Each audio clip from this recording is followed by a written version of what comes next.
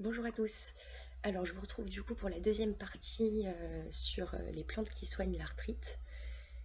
Voilà, alors là il me reste 6 plantes à peu près, je crois, j'en ai 6 à vous présenter aujourd'hui. Et après du coup la prochaine vidéo ce sera sur l'arthrose. Donc voilà, là on est sur toutes les maladies inflammatoires. Donc voilà, on commence par la première plante. Alors la première plante c'est le phytolac. En latin il s'appelle le Phytolacca decandra.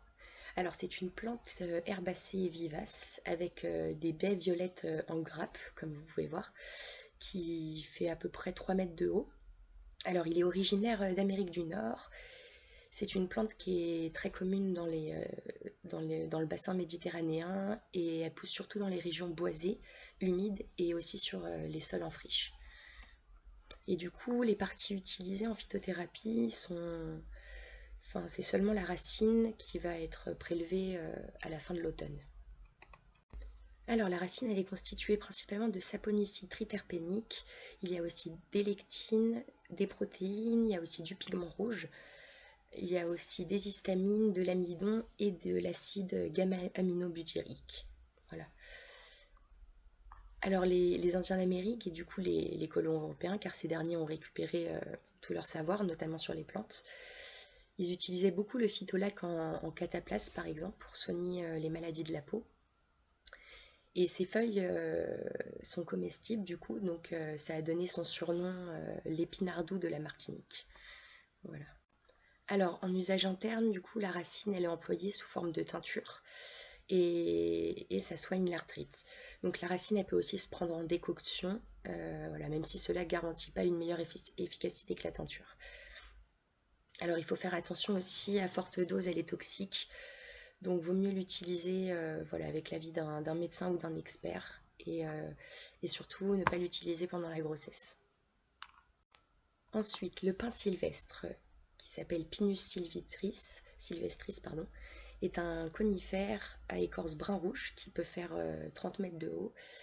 Il est originaire des zones montagneuses d'Europe et aussi du nord et de l'est et de l'ouest de l'Asie. Il pousse désormais dans tout l'hémisphère nord. Alors du coup, le pin sylvestre, on utilise les feuilles, les branches, les tiges, les graines et l'huile essentielle. Voilà, donc tout est bon dans le cochon.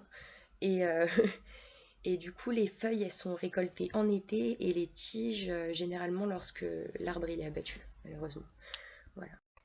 Alors du coup, je pense que beaucoup de monde connaissent l'huile essentielle de pin sylvestre, alors qui est composée principalement d'alpha-pinène. Et ensuite, l'arbre il contient de la résine, des principes amers, des tanins, des terpènes et de l'acide primarinique. Voilà. Donc je dis les principaux constituants, il y en a d'autres, mais voilà, je dis les principaux et ceux qui vont être utiles pour le sujet qu'on traite ici. Et du coup, donc la résine de l'arbre, en fait, quand elle est distillée, ça donne de la térébenthine. Et du coup, on en fait une huile essentielle de térébenthine, qui est antibactérienne, antivirale, décongestionnante des voies respiratoires, et aussi sanguine d'ailleurs, elle améliore la circulation sanguine. Donc voilà. Et du coup, ce sont les feuilles en usage interne qui soignent l'arthrite et on peut donc l'utiliser aussi en tisane ou en extrait de plante fraîche qui garantissent généralement une meilleure conservation des principes actifs. Voilà, et il faut faire attention en cas de prédisposition aux réactions allergiques cutanées. Voilà, il ne faut pas utiliser la plante quand on a ce genre de problème et aussi ne pas utiliser l'huile essentielle en voie interne. Voilà, sans l'avis d'un expert. Ensuite, ce bel arbre, c'est le merisier, qui en latin s'appelle le Prunus avium, qui du coup est un arbuste à écorce brun-rouge, avec, comme vous pouvez voir, de belles fleurs blanches qui peut atteindre généralement 8 mètres de haut. Et alors, son origine est pas vraiment très sûre, mais apparemment, il serait originaire du Proche-Orient. Et il est très répandu en Europe et surtout cultivé dans les zones tempérées. Et du coup, les parties utilisées sont les tiges et les fruits, qui sont récoltés en été lorsque le fruit est mûr. Alors la tige, elle contient des phénols, dont de l'acide salicylique et des tanins, et le fruit contient des petites quantités de salicylate, des glucosides cyanogénétiques. On y retrouve de la vitamine A, B1 et C, et les graines recèlent de l'amygdaline, et on y retrouve aussi un glucoside cyanogénétique. Voilà. Alors au XVIe siècle, du coup, on raconte que l'herboriste Jean Gérard mentionne que la coutume française, en fait, consiste à suspendre des branches de merisier dans les maisons pour éloigner la fièvre. Et son deuxième nom aussi, c'est le merisier des oiseaux, le cerisier des oiseaux, pardon, car ces derniers raffolent de leurs petits fruits pleins de vitamines. Et il faut savoir aussi que la merise, elle est à l'origine de la cerise actuelle qu'on cultive. Et elle a un goût un peu moins sucré, mais elle reste très parfumée. Voilà, donc du coup en Europe, les tiges, elles sont prescrites pour les problèmes d'arthrite. Donc on prépare une décoction de tiges ou bien une infusion de fruits pour soulager les douleurs arthritiques.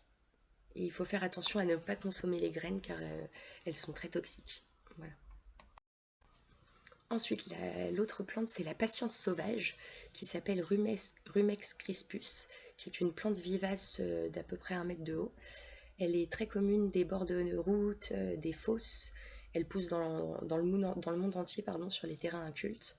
Et la partie utilisée, c'est la racine qui est déterrée en automne. Ensuite, on va la piler et la sécher. Voilà. Alors la patience sauvage, elle est constituée d'environ 2,5% d'anthraquinone, 5% de tannin. On y retrouve des flavonoïdes, des oxalates et des glucosides. Alors avant, on utilisait ces feuilles pour envelopper le beurre. Donc on peut aussi les consommer. Alors il faut savoir que cette plante, elle est consommée comme l'une des mauvaises herbes les plus problématiques, surtout pour les agriculteurs, car en fait elle réduit considérablement la quantité et aussi la qualité du fourrage dans les prairies. Du coup, voilà, pourtant c'est une plante médicinale aux nombreuses propriétés, mais bon voilà. Du coup, la racine, elle peut être utilisée en décoction pour soigner l'arthrite, et on peut aussi consommer les feuilles voilà, en complément alimentaire. Et il faut faire attention à ne pas l'utiliser pendant la grossesse et l'allaitement. Et la dernière plante, c'est la griffe du chat, qui s'appelle Uncaria tomentosa. Donc c'est une plante grimpante qui peut croître jusqu'à 30 mètres avec des tiges de 20 cm de diamètre. Donc, comme vous pouvez voir, elle a des magnifiques fleurs jaunes. Donc elle est originaire des forêts tropicales du centre et de l'est des Andes, donc notamment du Pérou, de l'Équateur et de la Colombie. Mais elle pousse également au Guatemala, au Costa Rica et au Panama. Alors du coup, avant, on utilisait l'écorce de la racine, mais en fait, dans les années 90, les récoltes sauvages ont mis en danger les espèces survivantes, et du coup, maintenant, on utilise seulement l'écorce de la tige.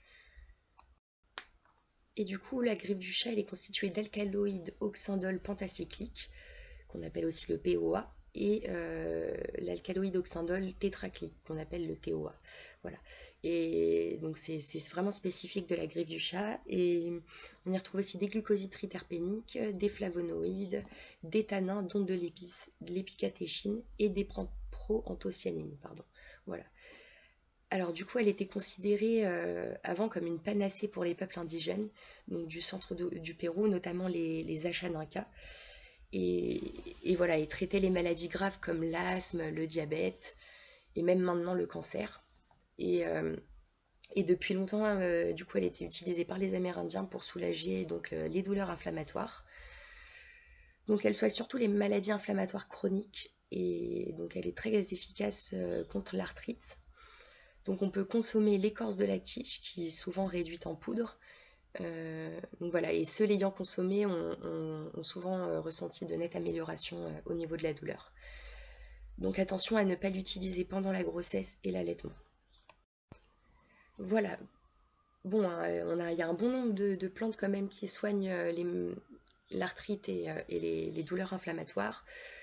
En plus, ces douleurs sont très présentes de nos jours avec l'alimentation, les médicaments et beaucoup de choses qui voilà, font beaucoup de mal aux articulations. Donc, il y a beaucoup de remèdes à chercher dans les plantes. La patience sauvage, par exemple, on peut aller la récolter soi-même, toujours en s'éloignant le plus des bordures des routes pour éviter tout ce qui est produit toxique, donc les champs aussi à éviter. Mais voilà, il y a de quoi faire avec les plantes. Donc du coup, je vous retrouve pour une prochaine vidéo sur l'arthrose. Là aussi, il y a beaucoup de plantes. Donc voilà, tant mieux. Donc je vais séparer aussi la vidéo. Et voilà. Bon bah prenez soin de vous pardon, et à bientôt.